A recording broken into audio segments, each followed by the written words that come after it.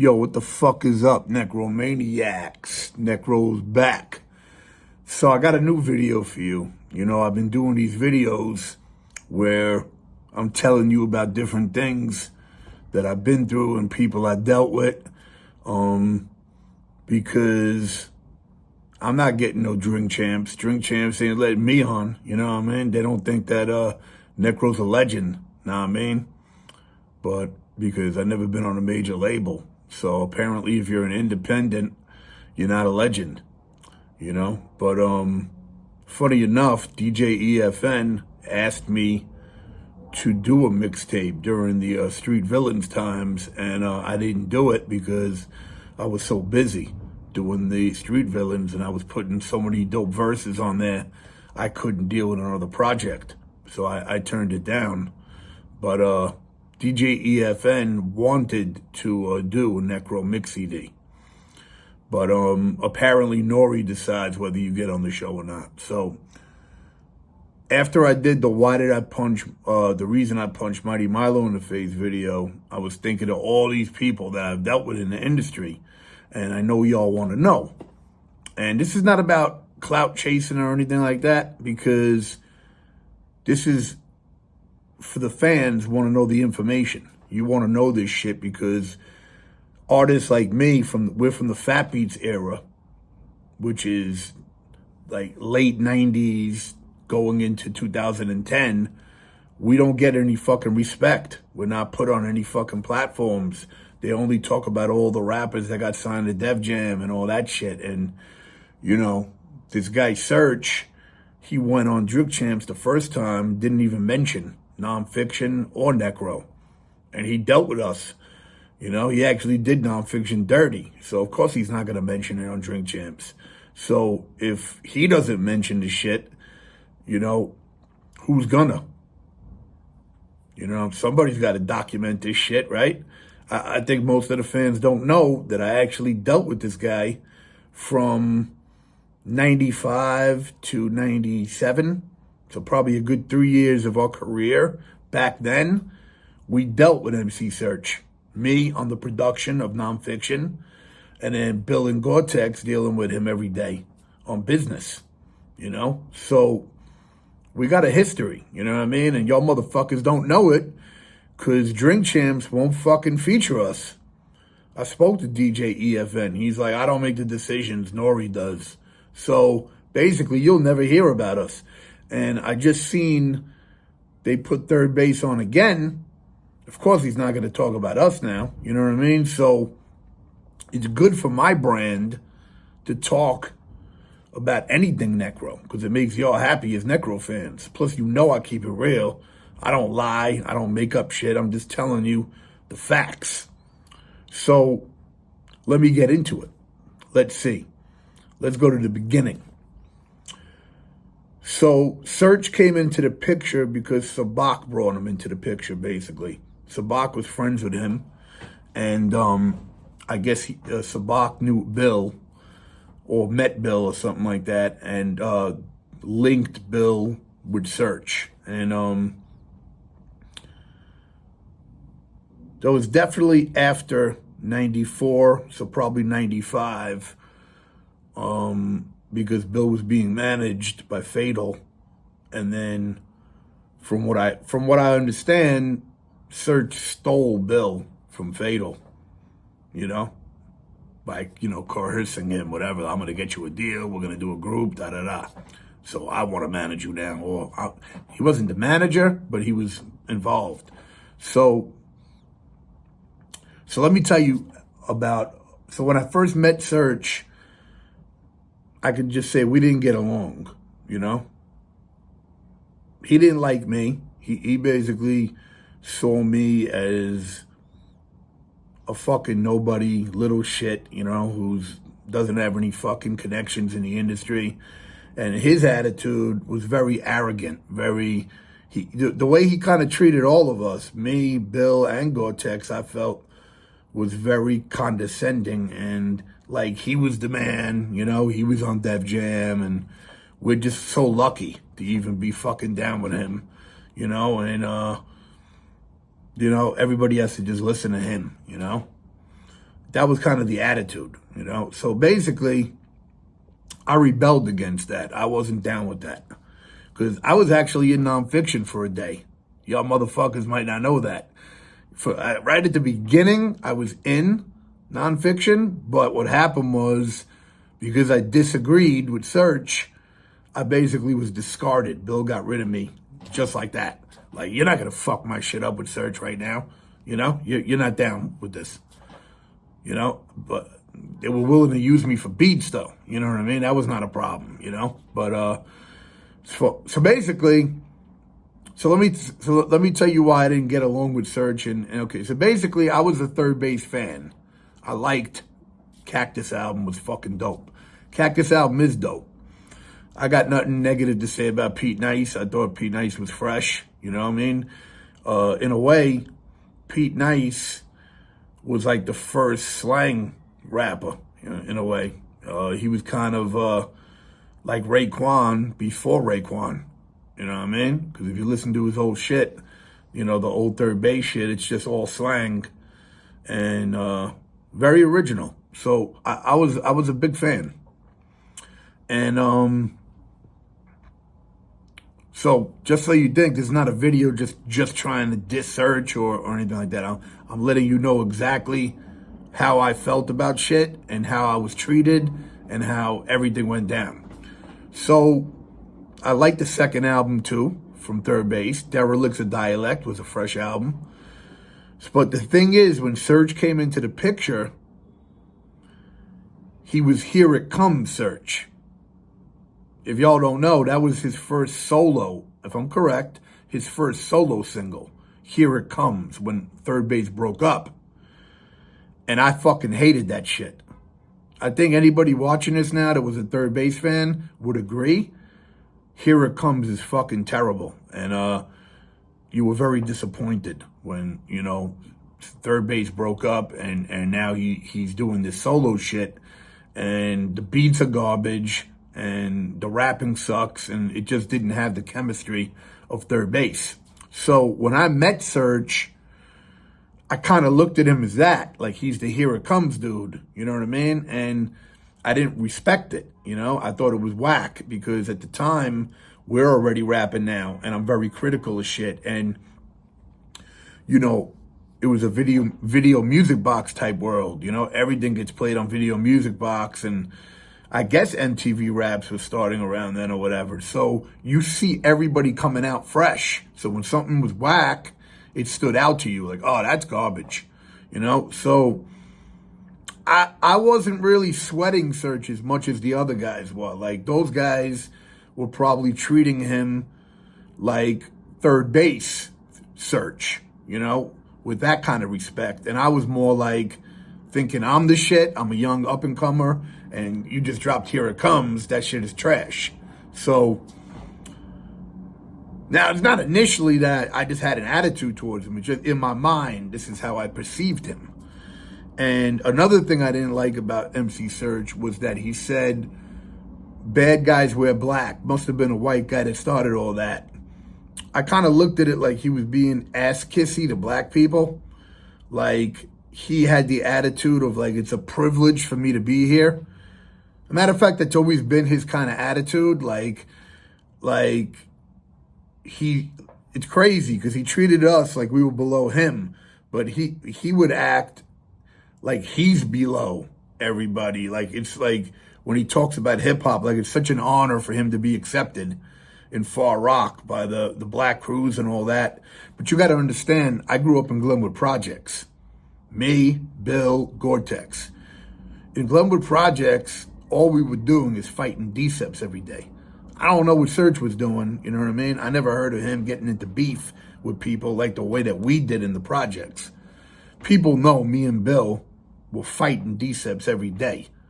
You know what I mean? Shout out to the DCEPs, because we're actually friends with some, you know, that are older now or whatever. Ugg from Cellar Dwellers lived in the projects with us. And basically, we had a different kind of upbringing, you know what I mean? And I was very proud of who I was. You know, I respected black artists, obviously. They influenced me.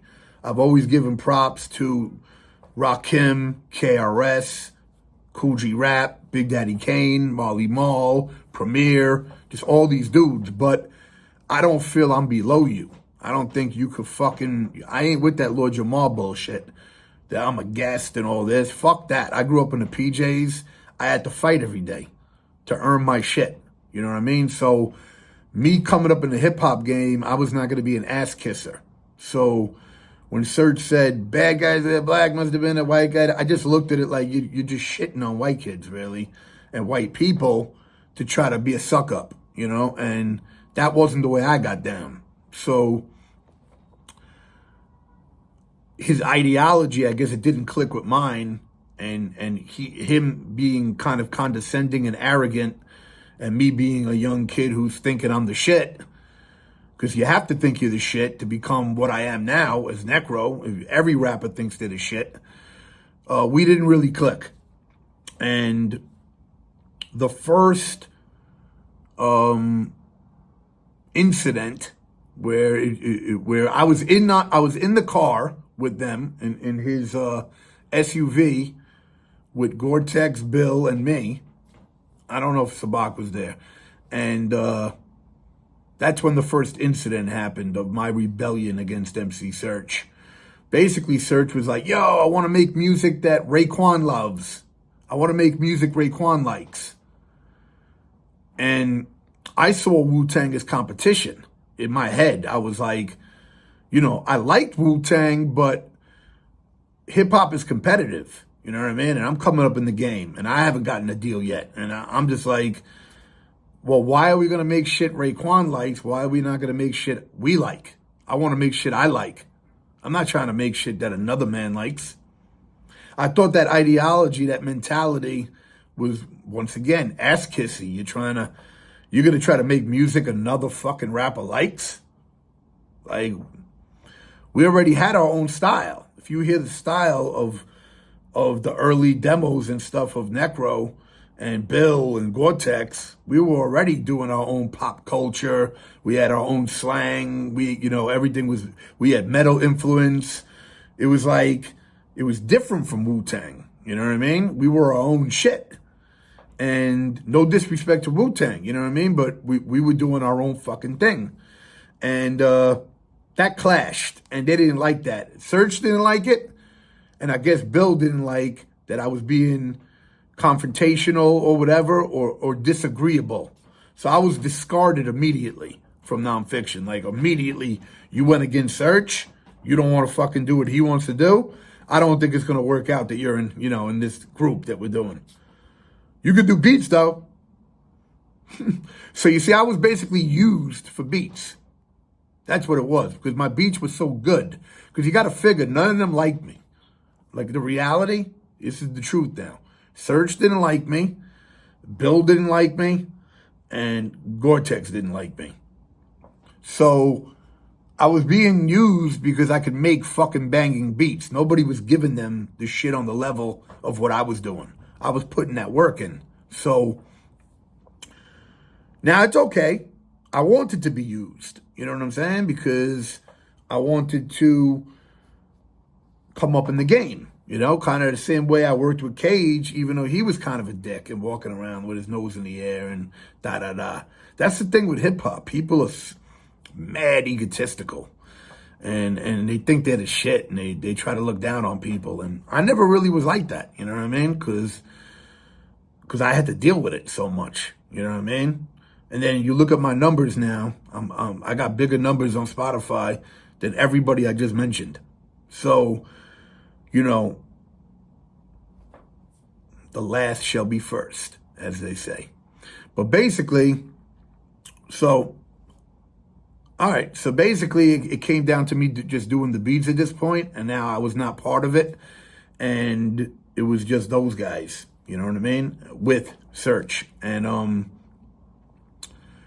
so basically, to go to the next step of this relationship, SERCH secured a deal for nonfiction with Geffen. Then he did them dirty and fucked them over. That's why nonfiction has never dropped an album on Geffen, and why SERCH got kicked out of the group. SERCH basically stole the money from the deal he put up like 20,000 or 25,000 into the studio that was made. It was the nonfiction studio, and it was a cheap ass fucking studio. It had like a O2R. It was not really a great studio considering the amount of money that SERCH got, for the Geffen deal.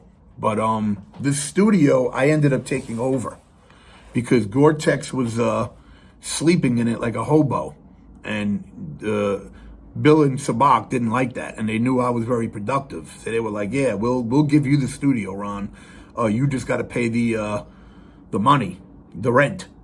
So I basically kicked Gore-Tex out. I was like, "Yo, you're out of here." You know what I'm saying? And I moved in my ASR-10, and I took over the studio. And that's where I made Cockroaches EP, all the beats for What's Wrong with Bill, all the beats for Sabak, Art of Dying. Also, just as of note, when I went to clean up the studio, when Gore-Tex got kicked out, and I was like, so when I was cleaning the studio out, after I kicked Gore-Tex out of the nonfiction studio, I found gay porno magazines behind a couch on a floor in the back, covered in cum stains.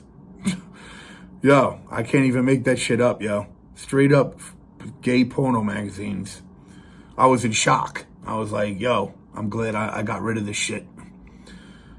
And I threw it out. And you see, Gore-Tex was letting drug dealers keep their stash in the place. Like, it was using it as a stash house. And,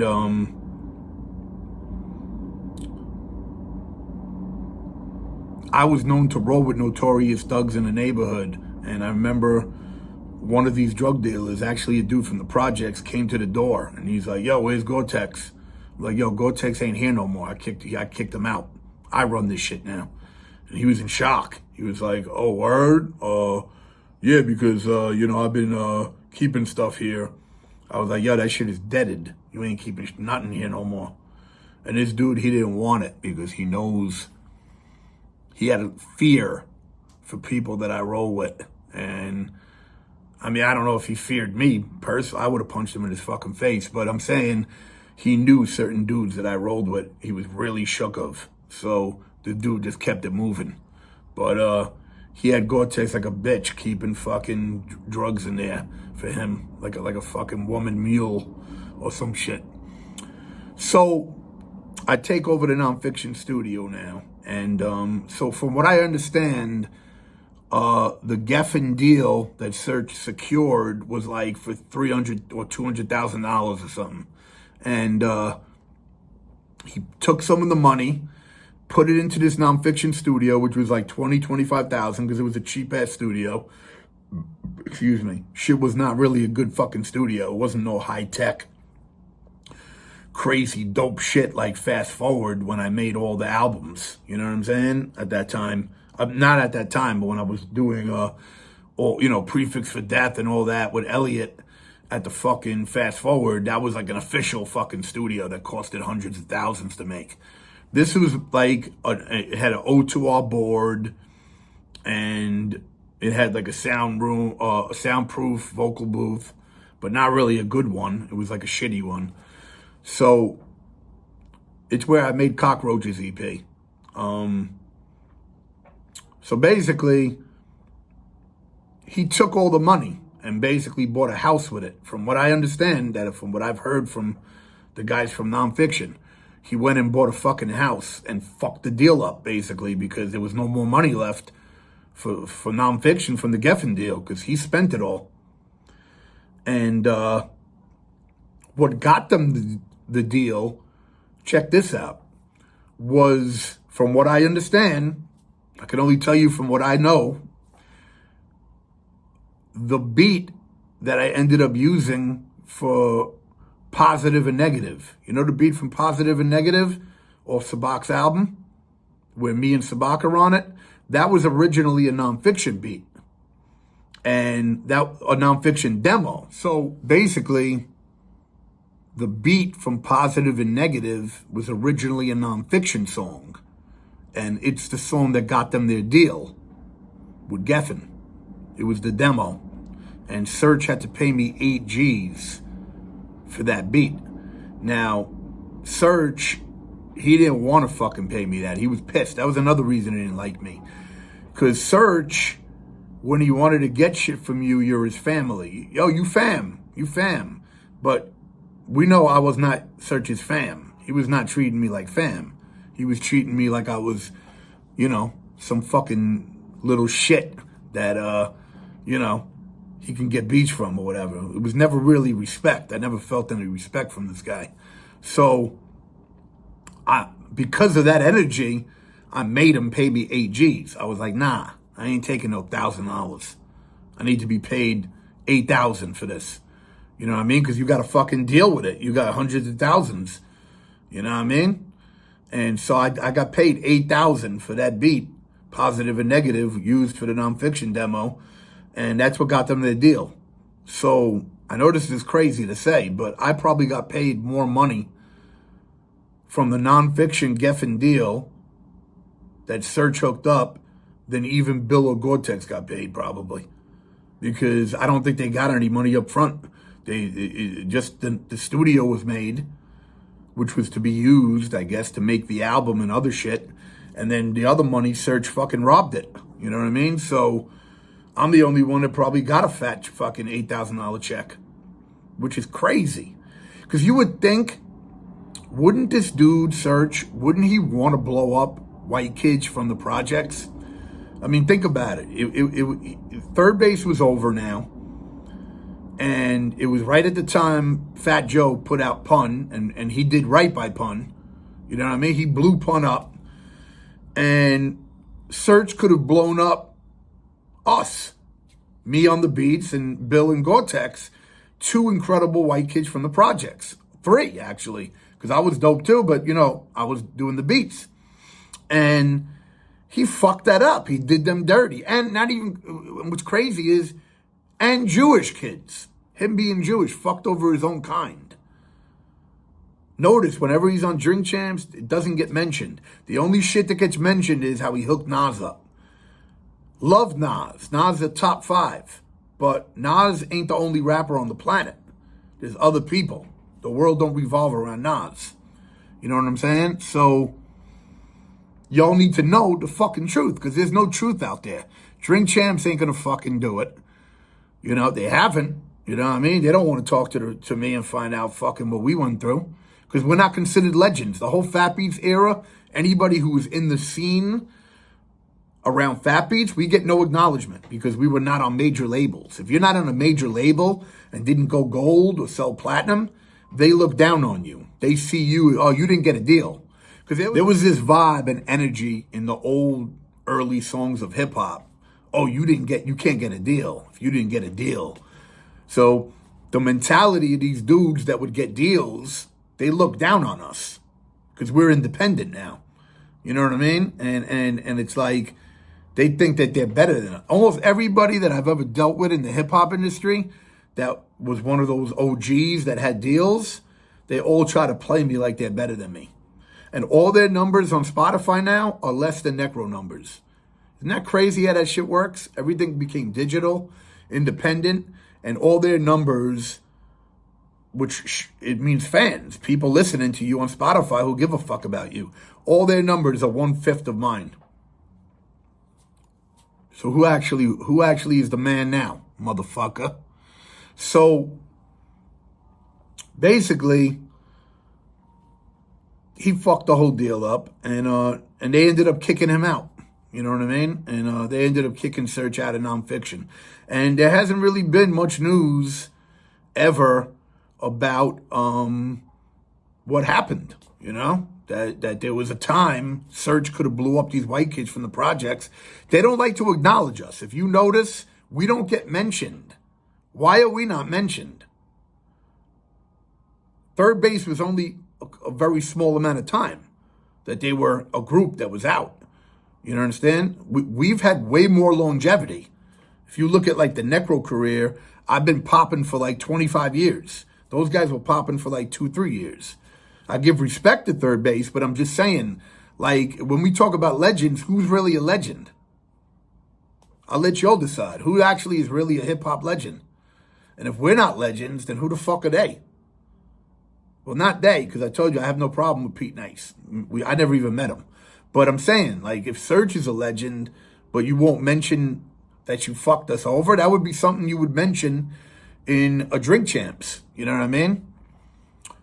I'm not going to really say he fucked me over personally. I mean, because I wasn't in the group, and I did get paid. You know what I mean? But non-fiction, he did dirty. Non-fiction should have dropped on Geffen before Eminem dropped.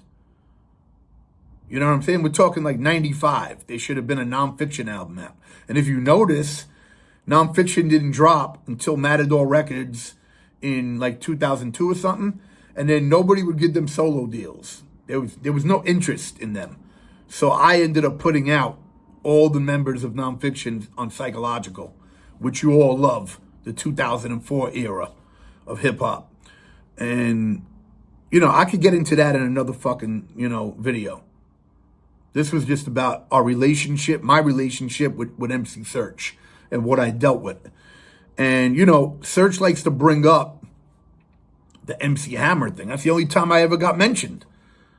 Like, you don't mention the fact that you paid me AGs for a beat, or that we used to go up to Barbito with you, you know, and that you did us dirty. You know, none of that gets mentioned. You know what I'm saying? But he brought up the MC Hammer shit. I don't remember that, to be honest with you. There's a chance that maybe at one time we were asked to roll and we might have came through and maybe somebody had the hammer, but I don't remember that. I do remember one thing that I'll leave off this video with. I do remember saving SERCH from getting robbed. SERCH don't know this though, but you was about to get robbed. And I basically saved you. Because here's what happened. At one point, I'm not going to mention the names of these people, but we robbed this studio. This studio had mad equipment. We were fucked up back then. And we robbed the studio, and everybody took a piece of equipment. It was like 8 of us. It was fucked up. And I stole an SB-1200. And I took it home, and I tried to learn how to use it. And I didn't know how to use it. So I sold it to MC SERCH. Definitely props to SERCH for coming and giving me $3,500 to buy the SB-12. You know, honestly, me telling you about SERCH, I don't necessarily hate the guy, because I made like $12,000 fucking with SERCH. And at that time, it was good, you know, but we didn't like each other. That's a fucking fact. And he did non-fiction dirty. So that's shit y'all need to have documented and let you ask questions about that. And I don't give a fuck if he makes a video. Because what is he going to say? You can't dispute this shit. This is not disputable. You could ask anybody in nonfiction. This is factual shit. You know? Ask Eclipse. Eclipse fucking knows. Everybody's buddies with SERCH now. Like, they forgive him for what he did. But it doesn't take away history. You don't erase history. You know what I mean? If we're going to talk about your history in third base, we're going to talk about our history as white kids from Glenwood Projects that rap that you used to revitalize your career and then shit on. Used us to revitalize his career and then shit on us. Kind of fucked up in a way, right? And motherfuckers still made it happen. We still became legends in our own fucking right. Right now, my Spotify has 470,000 monthly listeners. Take a look at SERCH and Third Base. You can take a look at our Spotifys. You'll see the NECRO Spotify is more than SERCH and Third Base. Because I've been more active. I've been doing more things. I've been cultivating fans. You know what I mean? And, yeah, you know, I would say I'm just as legendary, you know, in my own fucking right. So, you know, who really gives a fuck? It's the fan base. The NECRO fan base gives a shit about this. You know what I mean? I'm not going to get on Drink Champs because I'm not perceived as somebody, you know, who's on a major label. We're looked down upon. It just is how it is. You know what I mean? It's part of why I don't fuck with a lot of the industry, and I just do my shit for the fans, because the industry is super egotistical and racist, by the way, very racist. So I was telling you about how I robbed that studio.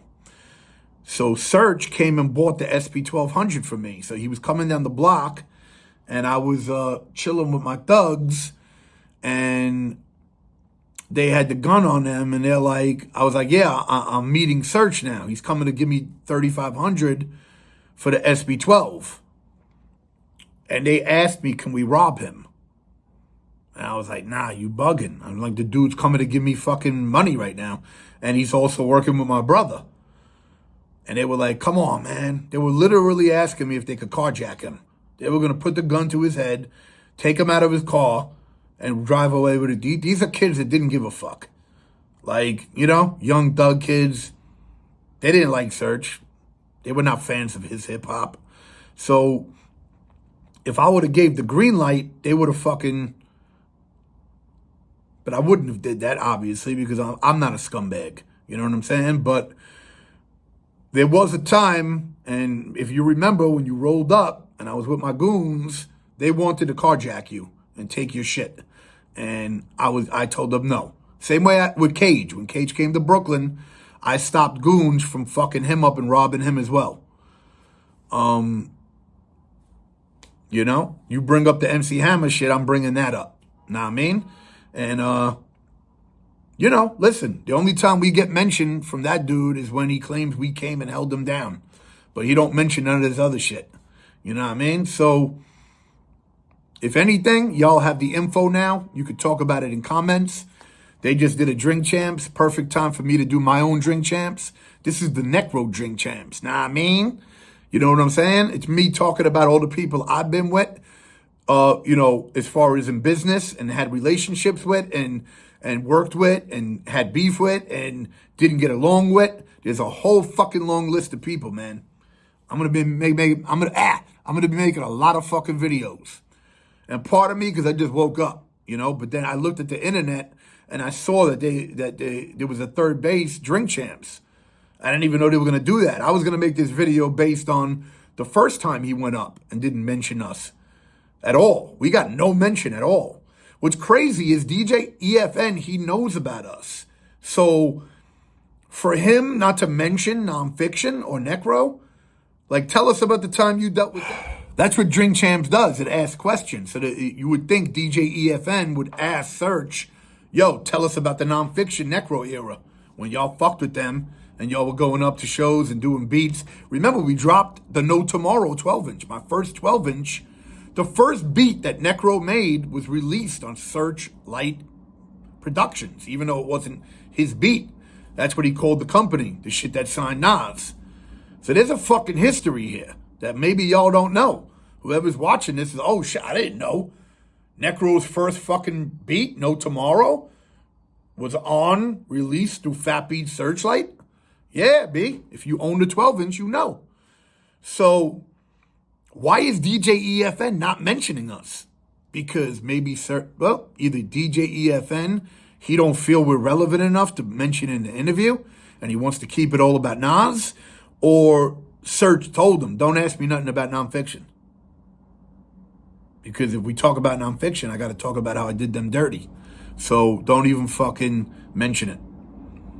So that's everything I can think of from my mind about my relationship and us dealing with SERCH. Take it how you want it. Nah, I mean, I don't give a fuck. SERCH can make a video answering this back. I don't give a fuck. Anything I do is Necro, promotes my brand, and makes people want to hear me more. Nah, I mean, I can't do wrong. I'm so fucking embedded with my fan base, with the classics I dropped. Nothing hurts me. You know what I'm saying? So, I don't give a fuck. Do you understand? What I do give a fuck is about documenting different histories. Y'all didn't know about the shit I've been through with Cage and Mighty Mai and why that happened and why, you know, all the way Bobito used to act with me and all that. Now you know the way I dealt with SERCH. Take it how you want it. Know what I mean? And I just want to end it by saying, congratulations to Third Base for getting back together. Do your fucking thing. Honestly, that's the only time I ever liked SERCH as an artist anyway, when he's with Third Base. That shit was fresh. But the Here It Comes, SERCH solo, duty. Peace.